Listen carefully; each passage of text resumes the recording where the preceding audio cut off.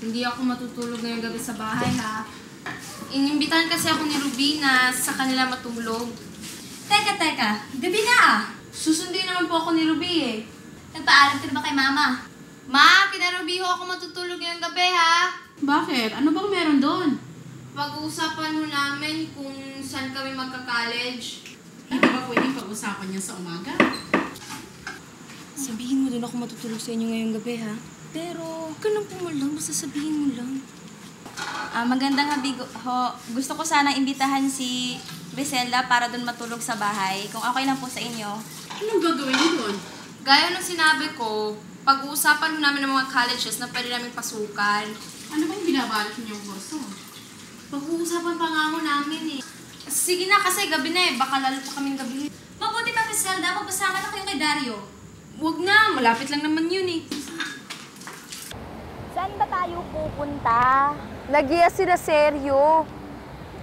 Mag-overnight daw tayo sa dagat. Inimbitahan niya yung barkada. Baka may matipuhan ka doon. Naku, Griselda, hindi ako nakapagpaalam sa nanay ko. Baka pagalitan ako noon. Akong bahala sa'yo. Uuwi tayo ng maaga. Natatakot ako eh. Alam mo, ang corny mo. Kung kailan ka pa tumanda, basta akong bahala sa'yo. Bakit? Parang tayo lang yata yung babae. Wala na bang iba? Wala na, tayo lang.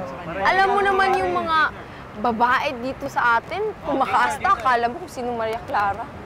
Eh tayo lang yung babae. Lahat sila lalaki. Hindi ka ba natatakot? Hindi.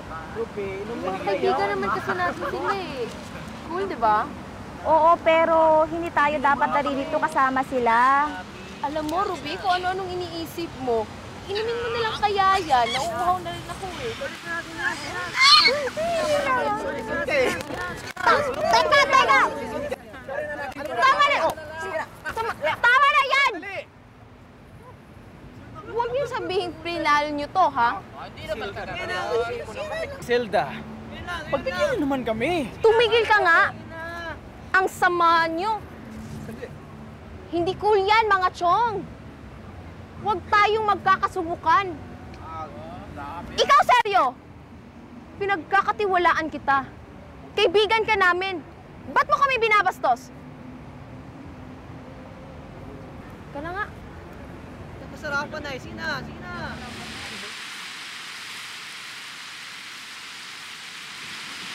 Pasensya ka na, ha? Hindi ko kasi alam na may balak pala silang masama. Hindi na sana tayo pumunta doon kanina. Naiinis kasi ako, Ruby, eh. Ilang buwan na akong hindi sinusulatan ni Roger.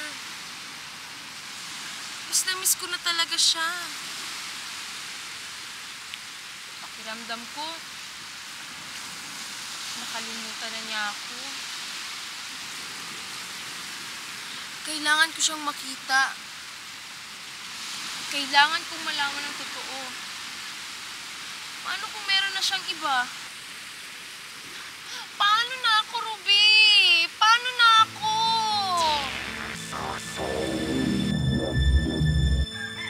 Mama, ate, hindi ko may papaliwanag, ngunit kailangan kong hanapin si Roger. Siya ang aking buhay at mamamatay ako kung wala siya. Sana ay mapatawad niyo ako, Griselda.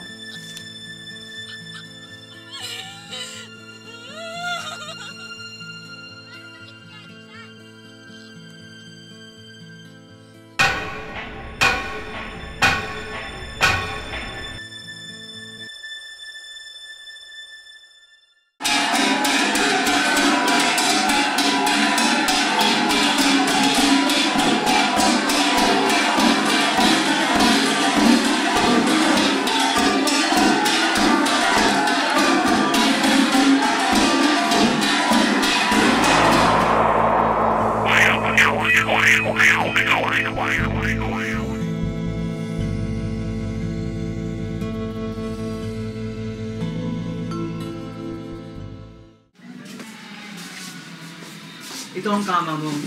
Marami ka bang gamit? Wala ho. Ito lang ang dala ko ang aking gamit. Mabuti naman. Sige, be a good girl. Naintindihan ko sa'yo, magtatagal ka dito. Salamat po. Hi, I'm Criselda. May pangalan ka?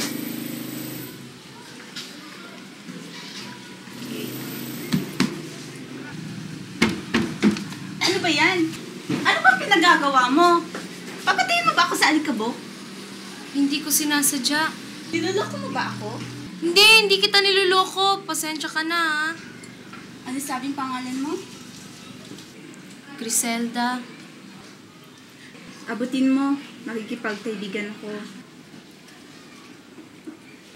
Alam mo, it's a jungle out here. Kailangan, medyo matapang ka. Kasi kung hindi, lulukohin ka lang ng mga kung sino-sino dyan. Pasensya ka na ha. Claire ang pangalan ko. Welcome. Salamat. Etong una no, pag gusto mong hiramin, napansin ko kasi wala kang dalang gamit eh. Naglayas ka ba? Medyo. Salamat dito, ha? Walang kwenta yan. Basta, laban mo lang bago mo soli sa akin. Anong plano mo ngayon? Maghahanap ka ba ng trabaho? May nakuha na ako. Anong trabaho? Pick up rin ba?